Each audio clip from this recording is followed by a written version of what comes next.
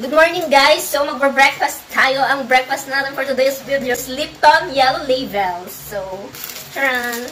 Mas mura siya kaysa sa green tea guys. And mas medyo matapang din siya kaysa sa green tea.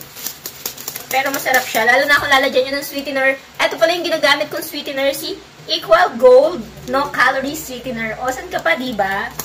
No calorie itong sweetener na to. Kaya hindi ka mag-guilty kung nagbibilang ka ng calorie na ini-intake mo. Konti daw yung nilalagay ko. Yung isang sachet nga, is nagagawa ko pa itong 2 kanawan. Kasi nga po, medyo pricey ito si Equal Gold. Kaya naman, ang binibili ko lang is tingi-tingi or 25 pieces lang, guys.